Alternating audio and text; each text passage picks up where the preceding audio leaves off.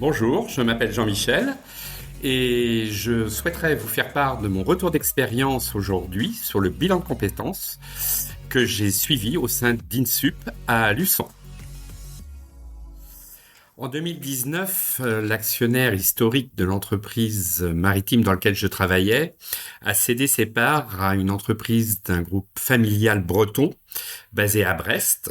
Les 2 premières années se sont relativement bien passées. Puis, très très vite, la situation s'est dégradée après ces 2 premières années sous le nouvel actionnariat.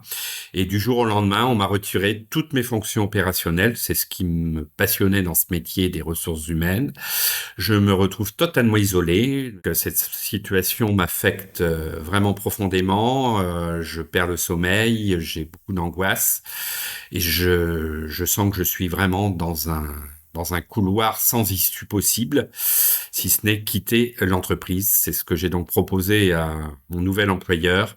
Et donc, j'ai quitté l'entreprise en 2023 suite à une rupture conventionnelle.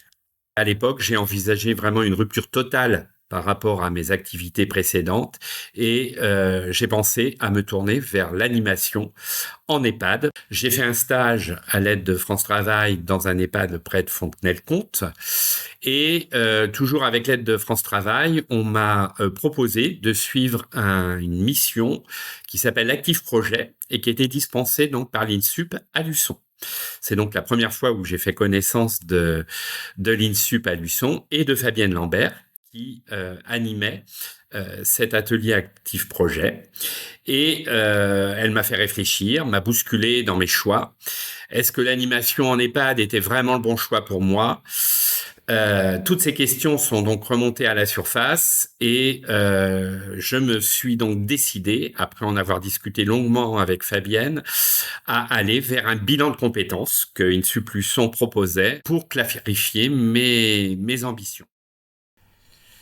Donc après avoir pris la décision de faire ce bilan de compétences au sein d'INSUP à Luçon, je l'ai financé grâce à mon CPF, qui m'a permis de suivre donc un accompagnement au sein de ce bilan sur une période de 3 mois, à raison d'une séance de 2 heures toutes les semaines, en face à face, avec Fabienne Lambert, donc, qui m'a accompagné dans ce bilan de compétences.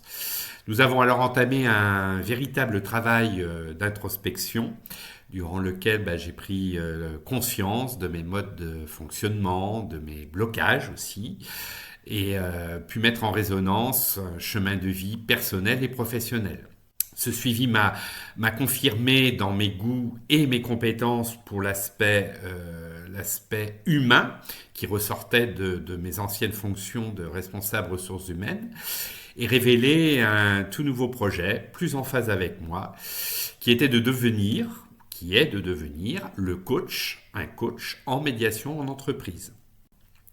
Donc avec Fabienne, nous avons élaboré un plan d'action précis pour concrétiser le projet.